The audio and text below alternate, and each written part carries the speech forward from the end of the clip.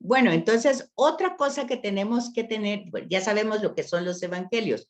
Otra cosa es que la verdad que sirve de fundamento en los evangelios y que es como un alimento a nuestra fe, no es porque se pueda probar, por ejemplo, pruébenme la resurrección. Si me lo prueba la ciencia, si dice que... No, eso no puede probarlo la ciencia positiva. Por eso estamos repitiendo, es un tema de fe. Y la fe no se interpreta en el tema de cómo me explica usted ese momento, cómo sucedió. No, yo no le puedo explicar eso, pero yo le puedo explicar después por qué 2000 años todavía estamos hablando de lo mismo. Si es alguna cosa que no funcionó, ¿por qué hay 2000 años y todavía está ahí? Entonces ustedes dirán, bueno, es que eso es porque nos obligaron, porque los españoles, porque vinieron, porque nos impusieron. Ok, está bien, pero, ¿qué significa eso? Igual nosotros nos podríamos haber salido, somos seres inteligentes. Si no funciona, no funciona, y si no es, no es. ¿Por qué estamos estudiando ahorita? ¿Por qué? Entonces, entonces es porque de alguna manera hay algo interno que llama, que aunque yo no lo tenga con claridad qué es, ustedes mismos han dicho, yo a veces, yo decía, yo quiero estudiar, y yo vi esta posibilidad. Tal vez no es la mejor ni la más grande, pero por lo menos que sirva de inquietud, ¿verdad? Entonces, no podemos dar respuestas científicas a temas de fe, pero podemos pensar, por ejemplo, bueno, ¿por qué entonces si tenían tanto miedo y todos salieron huyendo después de que Jesús murió o cuando lo mataron? ¿Por qué después se reunieron? ¿Por qué después ellos anunciaron algo que ya sabía que los iba a llevar a morir? Y si al principio tenían tanto miedo, ¿por qué después ya no tanto? ¿Verdad? Entonces, ahí son experiencias personales que fueron desarrollando un conocimiento y una fe, ¿verdad? Por eso se habla de que no solo es la fe, también forma parte del razonamiento. Y eso es lo que estamos tratando de hacer con el diplomado, ¿verdad? Tratar de ir encontrando un razonamiento adecuado a estos misterios, que nunca los vamos a abarcar en su totalidad, lo hemos dicho muchas veces, pero que los podemos ir aceptando y de alguna manera disfrutándolos, ¿verdad? Libremente, como un proyecto salvador que está dado para toda la humanidad, no solo para algunos privilegiados, ni tampoco solo para religiosos, sacerdotes, consagrados, no. Ellos tienen la misión de transmitir esta enseñanza, ese es su trabajo. Pero si no lo hacen, pues ya gracias a Dios lo podemos hacer también los laicos y ustedes. Si toman en serio, pues ya tendrán eso como irlo estudiando con más profundidad e irlo llevando a donde ustedes vean que se necesita. Miren, si cuando yo platiqué con esta joven, lo que estaban haciendo era celebrarme mi cumpleaños. Yo no fui a predicar, pero resulta que ahí pasó eso. Entonces, pues entonces, y luego, pues entonces también hubo otro comentario que también, yo creo que ese ya se los había dicho, ¿verdad? Que dice, bueno, es que el Señor no está probando nuestra fe, pero nosotros estamos aquí firmes. Y entonces yo dije, pero Dios no tiene necesidad de probar nada. ¿Por qué? Es como que tú le pusieras tu mamá o tu papá, así decía Ríos Montt, ¿verdad? Tu mamá, tu papá. Bueno, es como que tu mamá o tu papá le pusieras una olla caliente a un niño de 12 años, a ver cuánto aguantas. Voy a probar qué valiente eres y qué caso. ¿Qué papá haría eso? Y si Jesús lo dice, si ustedes siendo malos saben dar cosas buenas a sus hijos, ¿cuánto más el Padre? Pero de veras, si no creyeron en su época, tampoco nosotros, no hay problema con eso, ¿verdad? Pero es importante que nosotros entendamos este significado verdadero de la cruz. No somos una religión masoquista, ni le estamos dando culto al sufrimiento. No se trata de eso. Nosotros, la cruz no es una norma, ¿verdad? sino que el significado de la cruz que el Padre quiso darle es el sentido del amor del Hijo, que con solidaridad al Padre y a nosotros, pues es coherente en su misión y consecuente. Es decir, cuando lo llegan a buscar en el Getsemaní, pues él mismo dice, ¿a quién vienen a buscar? A Jesús de Nazaret, soy yo. O sea, no se escondió, no salió corriendo, aunque nosotros hubiéramos querido eso, pero no, no lo hace. También nosotros hubiéramos querido que el Padre lo bajara de la cruz, así aplaudimos a la hora del asunto, pero no, pero fue más importante lo que hizo, ¿verdad? Sacarlo del sepulcro, cuando realmente ya todo estaba, pues, totalmente terminado, ¿verdad? Consumado, como dice Jesús en la cruz, todo se ha consumado. Bueno, pero el Padre ahí entonces da su aval, da su respuesta, no solo a la misión de Jesús, sino a toda la vida. Entonces, en ese sentido es que nosotros vamos a encontrar la verdad que sirve de fundamento a nuestros datos históricos, ¿verdad? Que es la fidelidad de Jesús, la lealtad de Jesús, el amor de Jesús hacia el Padre. Es aquello, por ejemplo, usted lee, ¿quién puede entrar a tu sagrario? Dice un salmo, ¿verdad? El de manos justas, el que no hace usura, el que no se corrompe, el que no roba, el que no miente, el que... Usted oye eso, está oyendo el salmo en la misa y usted dice, solo Jesús puede entrar. Eso así por lógica. Ahora, si usted lamentablemente piensa, yo puedo, bueno, yo le digo que está equivocado, ¿verdad? El único que puede entrar es Jesús, no hay nadie más. Entonces, eso se ve ahí con claridad cuando estamos leyendo ese salmo. Entonces, por eso vamos a encontrar en esta Trinidad, porque no es solo la obra de Jesús, por favor, no es solo Jesús, es una acción trinitaria. Por favor, hay que tomar eso en cuenta. Y entonces en esa acción trinitaria está la voluntad salvífica. No es el Padre que envió al Hijo para que él se muriera en la cruz y lo dejó abandonado, ¿verdad? No, esa no es la revelación. Por favor, ojo, es la acción trinitaria y es esa, ¿cómo podríamos usar una palabra? Es como que están ellos, ¿cómo es cuando no es compinche? ¿Cómo es cuando alguien nos solapa siempre en lo que estamos haciendo? ¿Y qué palabra? Cómplice, cómplice. Pero hay otra palabra, no cómplice, porque ellos no son cómplices. Es como cuando, yo creo que es compinche, no es compinche. ¿Qué es compinche? También, sí, solo que cómplice es menos, compinche suena a cosas así malitas, ¿verdad? Cosas más de travesura. Ah, Cómplice suena más que hacemos cosas buenas y cosas malas juntos, ¿verdad? bueno, pues entonces pongamos que la Trinidad es compinche, porque no solo está haciendo cosas Está buenas, bien. está haciendo cosas que la gente no entiende y entonces los ven así. El hecho es que están totalmente integrados, pero integrados en el amor. Nos es difícil, nos es difícil. Fíjense que volviendo al tema de esta jovencita, digo yo, bueno, pero si ya este momento le sirvió para recapacitar, ya hay una pedagogía ahí, ¿les parece? Dolorosa, alcahueto.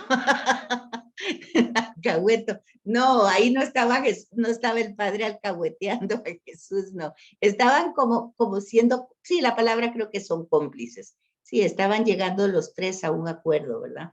Por nosotros. Ese es el tema, ¿verdad? Que es por nosotros.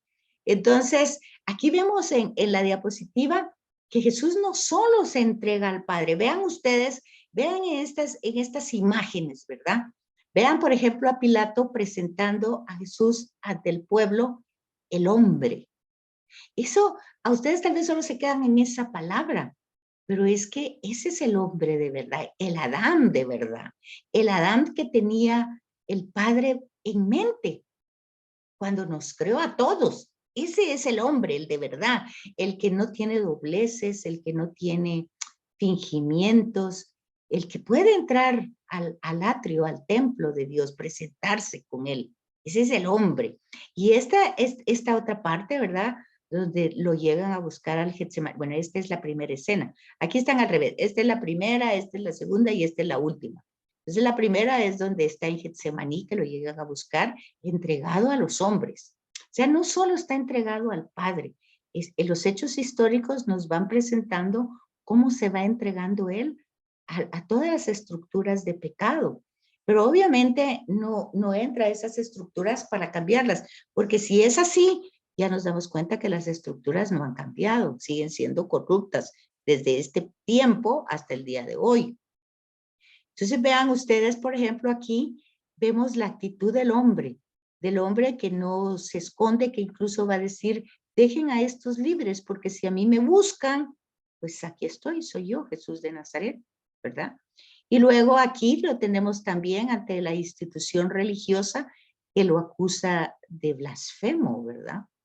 Entonces, aquí al hombre que lo va buscando toda este cuerpo romano y sacerdotal, y luego lo acusan de blasfemo y luego lo llevan a Pilato para que él realmente lo condene a muerte. Porque, oigan esto, pues ahí está lo solapado de nuestra humanidad, ¿verdad? Porque ellos son tan religiosos que no pueden darle muerte a un hombre, ¿verdad? No le pueden dar muerte. Pero para que la institución viva es necesario que uno muera, aunque sea inocente.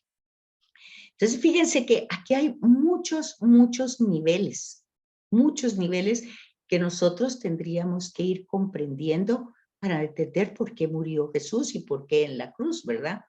Tenemos que ir dándonos cuenta de toda esta lógica de pecado que hay y que Jesús no lo está rechazando, sino que justamente esa entrega es el hecho histórico positivo que es el que lo lleva a la crucifixión. Aquí lo pueden ver usted con toda claridad, entregado a todas las estructuras de pecado y no está haciendo nada para defenderse.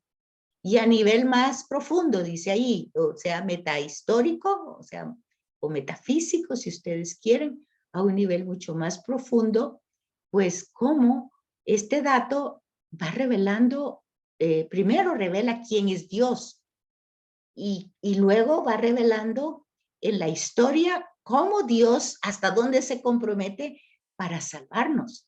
Entonces, el suceso no es un suceso que hay que tomarlo así a la ligera, ¿verdad? De la obediencia del Hijo, del amor del Padre y el Espíritu, no, sino que vemos toda una acción intratrinitaria, que no, ya lo dijimos muchas veces, que el Evangelio no da explicaciones, no da conceptos, pero va pintando las narraciones. Y entonces nosotros tenemos la capacidad de poder ir entrando ahí e ir viendo la acción primero del Padre. Tanto amó Dios al mundo, ¿verdad? Tanto ama Dios al mundo bueno, mire, si entonces ustedes lo entienden, que da a su único hijo para que lo maten, dice que amor más hecho lata, porque ¿para qué, verdad? No, pero no es esa la interpretación. Da al único hijo para que todo el que crea en él no perezca, o sea, no se quede en su desventura, en su desánimo, en su dolor, pero hay que creer en él. O sea, la cosa no es mágica, pero sí hay que tener una relación, ¿verdad? Entonces, la historicidad de la cruz, de la crucifixión, pues es evidente, no nos la estamos inventando. Así termina la vida pública de Jesús. Es un tema dramático, catastrófico, todo lo que ustedes quieran. Pero nosotros, la teología lo que está presentando es justamente el querigma, ¿verdad? ¿Qué es el querigma? Es ese amor de Dios que se da tanto a Dios como a los hombres, que en ese darse incondicionalmente presenta la gloria, su verdadera gloria, la gloria de Dios. Pero no la gloria de Dios porque el sufrimiento le da la gloria. Otra vez ahí nos equivocamos. No, la gloria de Dios no está en el sufrimiento, está en el amor, en ese amor que se dona, que se entrega. Y entonces, ahí es donde nosotros vamos dándonos cuenta que tanto en el bautismo y en la tentación, que son temas realmente difíciles de explicar, porque ¿cómo que Jesús fue tentado? ¿Cómo que Jesús fue bautizado? ¿Cómo es que pasa todo eso? Bueno, pues que es un ser humano, como cualquier ser humano. Entonces se ha solidarizado con nosotros. Entonces primero vemos esa acción del Padre y el relato tenemos que verlo desde distinto punto, porque si lo vemos desde el Evangelio de Juan, que es el que estamos viendo, tanto amó Dios al mundo que da a su Hijo, si nosotros leemos el tema de la crucifixión, nos vamos a dar cuenta que ahí está absolutamente dominado el amor de Dios. Jesús tiene totalmente dominada la escena. En ningún momento él, que dijera yo, se hace para atrás, incluso todos los procesos, hasta cuando Pilato le dice que no me contestas a mí, que tengo el poder de librarte o de salvarte. Y Jesús contesta, bueno, pues el poder te lo dio mi Padre. No tendrías ningún poder si mi Padre no te lo hubiera dado. Fíjense que aún en el momento de dolor, Jesús sabe quién lleva el control de la historia humana. No la lleva Pilato, por muy poderoso y muy lo que sea romano, no lleva a él. Tampoco la lleva el sumo sacerdote, la lleva al Padre. Entonces, Jesús está claro con eso. Entonces, el destino de Jesús no viene así porque, ay, pobre, hubiera hecho cualquier cosa, mire cómo lo que pasó, lo hubiera pensado mejor. Ya cuando él hace el primer anuncio, Pedro le dice, no, pues no vayamos a Jerusalén, si te van a matar, no vamos pues. Y Jesús dice, no, tus pensamientos no son los de Dios. O sea, tiene claro que su misión tiene que pasar por eso. Y pues va a ser doloroso, ya lo ven ustedes en Getsemaní, sufre, eh, pero se aboca a donde hay que abocarse, no hay otro lugar a donde ir a llorar o a presentar el sufrimiento más que al Padre, ¿verdad? Entonces, todas esas consecuencias las tenemos que ir observando, ¿verdad?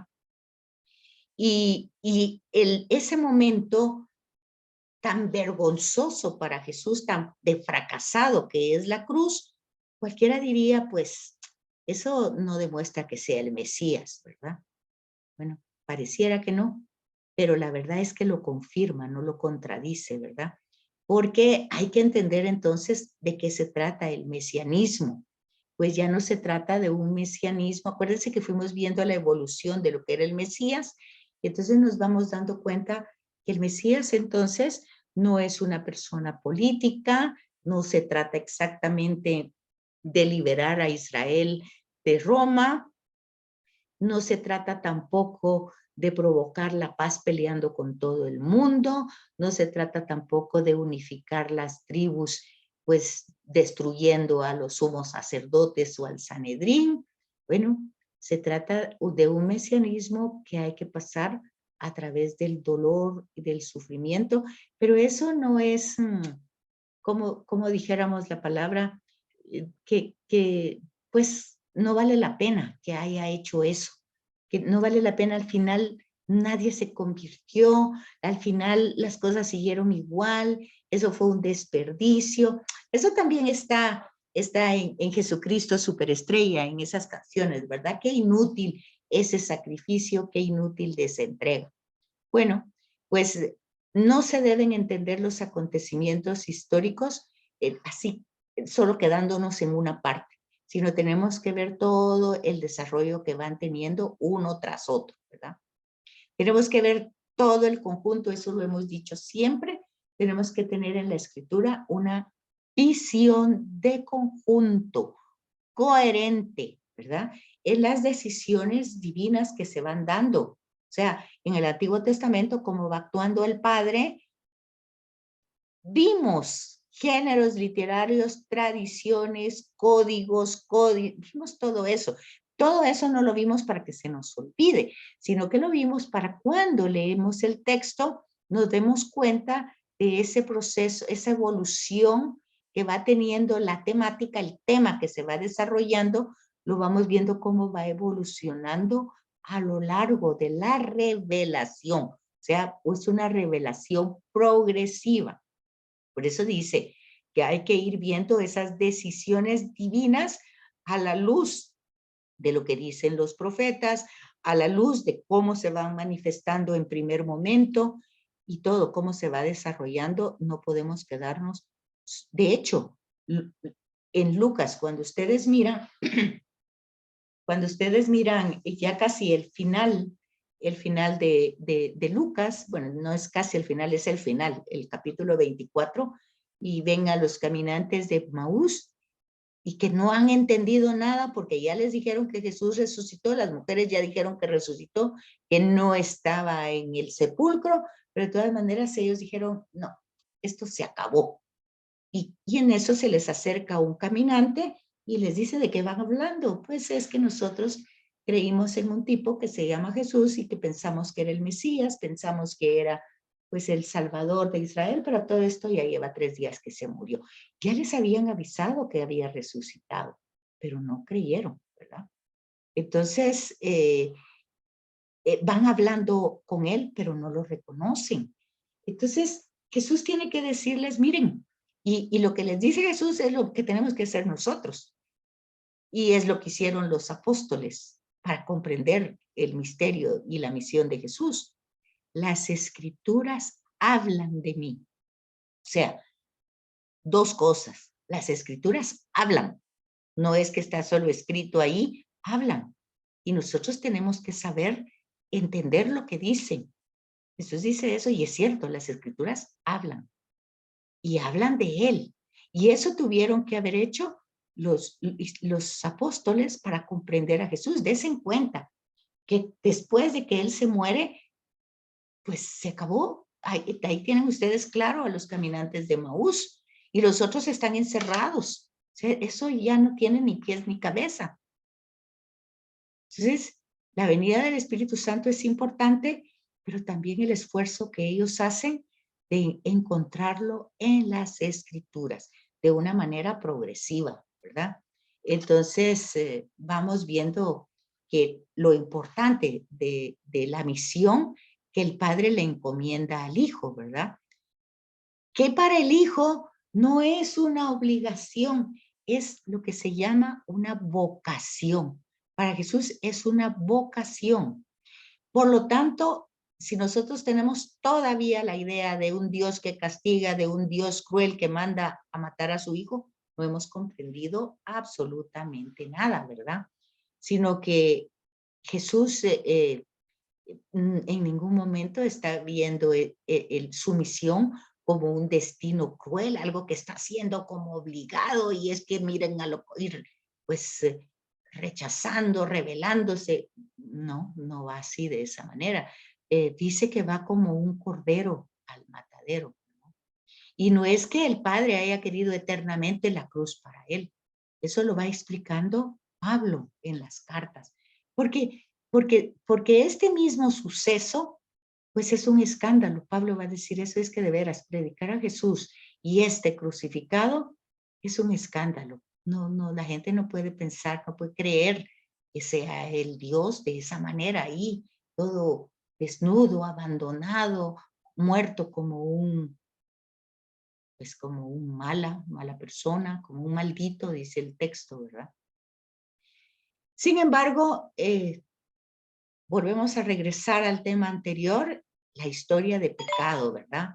En la que se encarna Jesús, pues no se podía prever o prevenir un resultado diferente, no se puede. Entonces, porque Jesús eso hizo, se encarnó históricamente en una situación de pecado de todos los seres humanos, ¿verdad? Entonces, el pecado que el hombre ha hecho a lo largo y que sigue haciendo, pues, de querer vivir la vida sin Dios porque considera que estorba, que no ayuda en estas circunstancias, pues vean ustedes que a lo largo, desde el Antiguo Testamento, vamos viendo el tema de la alianza. Eso es tema de la salvación. El tema de la alianza son temas de salvación. ¿Por qué quiere Dios hacer una alianza? Pues porque quiere que el hombre se salve, no quiere imponerle. que los mandamientos, todo es pecado, ya lo explicamos, nada es pecado. Todo lo que me parte de Dios, pues se va a llamar en la escritura pecado, ¿verdad? Pero por eso es el tema de la alianza. Por eso nosotros no podemos entender la Sagrada Escritura si no entendemos primero la palabra alianza, ¿verdad? Que se va desarrollando desde el paraíso. La creación es eso. Por amor crea al ser humano y quiere ser amigo, quiere relacionarse, quiere tener una alianza. Luego, Noé quiere ser una alianza. Luego, Abraham quiere ser una alianza. Luego saca a la gente de Egipto y los lleva al Sinaí para hacer una alianza. Entonces, el tema de la alianza, de hecho, Israel es el pueblo de la alianza. Si no entendemos el tema de la alianza, no entendemos la religión judía, tampoco entendemos lo que Jesús hace, ¿verdad? Porque esa era la situación histórica. Es que el Padre que envía al Hijo, ciertamente, para recapitularlo, o sea, para reciclarlo, diríamos hoy todo, pero siendo a la vez, de alguna manera, todo lo que hace es redención, o sea, para nosotros son méritos, pues porque ese es el sentido que le dan. ¿Y cómo lo sabemos? Porque él mismo lo dice, ¿verdad? Y Pablo lo va a decir, que todo esto ha pasado por muchos, dice. Cuando recuerda el memorial de la última cena, pues dice que Jesús hizo eso la noche en que iba a ser entregado, tomó el pan, y ya lo saben ustedes eso, y que el mismo Jesús dice, esto será entregado por muchos, para la salvación de muchos. Entonces, todas las explicaciones teológicas de la cruz, pues no van a ser suficientes si nosotros no entendemos, pues, los temas teológicos que se van desarrollando, ¿verdad? No se trata tampoco del tema de la satisfacción, o sea, que Dios estaba tan ofendido, tan afectado, que habría que satisfacerlo. Eso es en una mentalidad pagana. Eso, por supuesto, que hacían todas las otras religiones paganas politeístas, calmar la ira de la divinidad, para que no se, si pensaban que había pues una gran sequía, ¿qué pasaba? Pues había que calmar a esta divinidad que no nos manda el agua, que ahora nos manda mucha agua y pues hay que calmarla porque ahora se le fue la mano. En fin, todo ese tema de querer manipular la divinidad a nuestro antojo, pues eso era en todas las religiones paganas. Lamentablemente, nosotros tenemos eso de distinta manera, pero va esa idea paganita ahí entre nosotros, ¿verdad? Entonces, la misión de Jesús es que se hace igual a uno de nosotros. Y ya explicamos eso cuando dijimos menos en el pecado, que lo dice también Hebreos en el capítulo 4:17, pues es que también eso ya lo entendimos. Él en ningún momento se separa del Padre, nunca, ni siquiera en su encarnación, ni siquiera cuando lo están abofeteando, ni siquiera cuando lo escupen, no se separa, no se separa, ahí está con el Padre. Entonces, no hay ni cuando le ofrecen todo el poder del mundo, ni todo el prestigio, no. El Padre es el centro de su vida. Y entonces, por eso dice que es igual que nosotros, menos en el pecado. Ahora, sería un error decir, ay, eso porque era Dios. Él sabía que él no se podía separar de Dios porque estaba totalmente unido. Entonces, volvemos otra vez a perdernos. Porque mire, si quitamos a Jesús la humanidad, lo quitamos todo. No hay nada. Porque entonces no se murió, no resucitó, no hizo absolutamente nada. Todo lo que hizo fue apariencia. Y eso lo vamos a ver más adelante en las herejías, ¿verdad?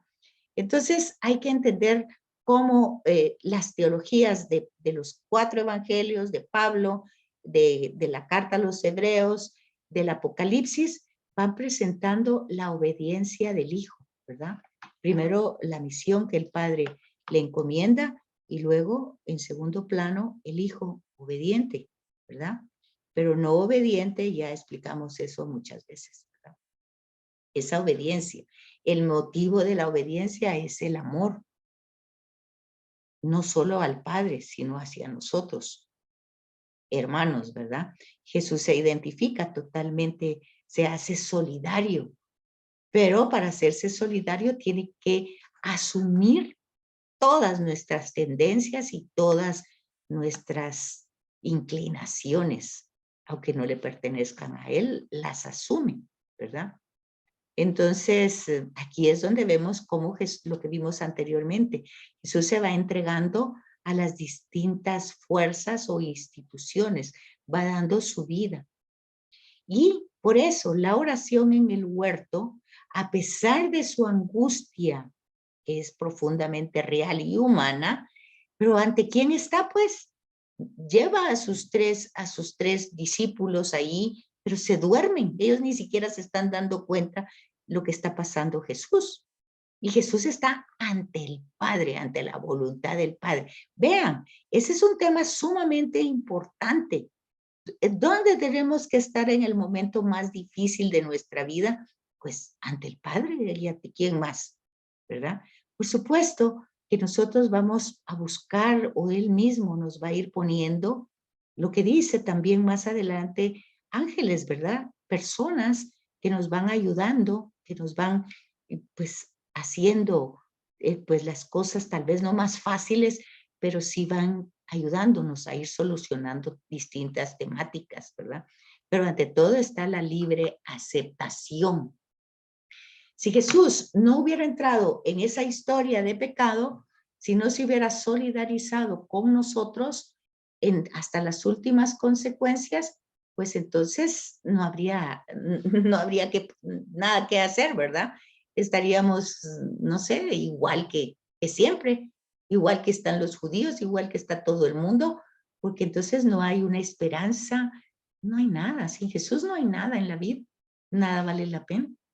Entonces, vemos que ante ese momento más doloroso, podemos ver delante de quién está Jesús, ¿verdad? Y cuando se habla de que el Hijo del Hombre será entregado en manos de los pecadores, pues aquí entra totalmente lo que estamos hablando, entra en toda la historia de pecado, ¿verdad? Las causas intrahistóricas que se van desarrollando son motivaciones, circunstancias de las instituciones que tienen intereses muy humanos.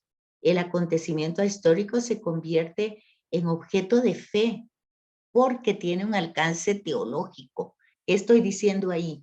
Estoy diciendo que esos acontecimientos históricos que son hechos reales fueron luego reinterpretados, pero no porque a alguien se le ocurrió, alguien muy inteligente, o a Pablo, no, sino porque el mismo Jesús antes o en algún momento va a estar en el Evangelio que Él le da ese sentido, le va dando esa identidad de relación con el Padre y va dando el propio significado de lo que es el acontecimiento, de lo que el acontecimiento histórico significa en realidad. Entonces, fíjense, aquí también hay que darse cuenta de eso. No se trata de que vayan dos historias, una humana y otra divina, y no, es en la misma historia humana donde se está desarrollando el tremendo drama, la tremenda tragedia de Dios.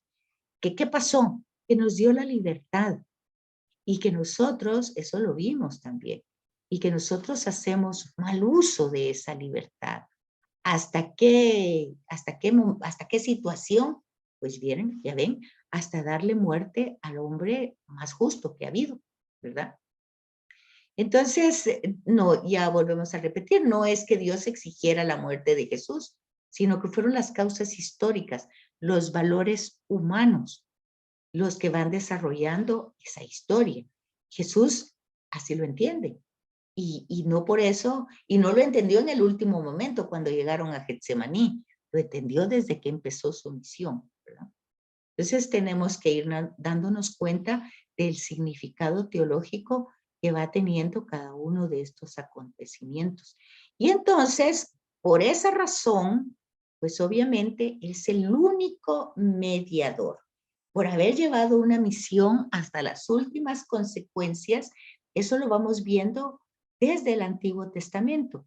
¿Qué pasaba con las elecciones de cada persona? Abraham, Isaac, Jacob, bueno, eran personas que eran instrumentos, mediadores, pero de alguna manera pues tenían muchos fallos, muchas dudas. ¿Se fijan ustedes que recientemente tuvimos una lectura de Moisés, ¿verdad? Intercediendo por el pueblo. Y entonces vamos viendo que, bueno, ¿por qué te vas a enojar contra este pueblo? Que este pueblo pues es tuyo, tú lo liberaste. Y a veces pareciera en el texto escrito, pareciera que Moisés o que Abraham cuando está intercediendo por Sodoma y Gomorra fueran más sensibles y más humanos o más misericordiosos que el mismo Dios. Pero esa es una forma literaria, ¿verdad?, de hablar. El tema es realmente que Jesús es el único y verdadero mediador. Hubo otros a través de la historia, pero pues como todos los temas, pues se han quedado en la historia, ¿verdad? Pero el que llega al final como el único mediador, pues es Jesús. Es igual que cuando ponen embajadores en los países, ¿verdad?, que están mediando. Acuérdense ustedes, nosotros tuvimos este estudio, el del Goel, ¿verdad? ¿Se acuerdan? Vimos el proceso del Goel y ese proceso presentaba el Antiguo Testamento, el verdadero Goel es Yahvé, ¿verdad? Lo vimos. Entonces, ese Goel pues iba negociando para que no hubieran catástrofes mayores en la tribu, en el pueblo, en todos los demás. Todo eso lo fuimos viendo a través del Antiguo Testamento. Dios era el primer Goel, el primero que intervenía para ayudar a su pueblo. Después vimos que eso se institucionalizó y se volvió una institución, ¿verdad? Que tuvo un proceso después de que fue Moisés, después fueron los jueces, después fueron los reyes, después fueron los profetas. Pero bueno, ya en el Nuevo Testamento el único es Jesús. Él es nuestra salvación, ¿verdad? ¿Por qué? Porque asume todas las misiones mediadoras del Antiguo Testamento. Y él lo dice. Moisés fue un mediador, bueno, pues aquí hay alguien más que Moisés. Jonás predicó, bueno, aquí hay alguien más que Jonás. Elías y también aquí hay alguien más. Entonces, toda su vida y sobre todo en la cruz, pues él es verdaderamente el Mesías, el profeta, el sacerdote, el rey, ¿verdad? Porque de alguna manera ha asumido todos estos roles en el Antiguo Testamento que lo han desarrollado distintos personajes. Se va a terminar, todavía tenemos otra más, y se termina en 1 minuto. Si tienen dudas y preguntas hasta aquí, por favor, cuando empecemos, porque ya esta será la última. Y esta ya también ya la vamos a terminar, así es que veamos si tienen alguna pregunta. ¿No? ¿No hay preguntas? Licenciada, disculpe, estamos hablando de la historia de la salvación, pero de una historia que no de una salvación que no ha terminado. Exacto. Nosotros seguimos construyendo esa historia de la salvación, ¿así es? Así es, así es. Y tenemos para esa historia de la salvación, para seguirla construyendo, tenemos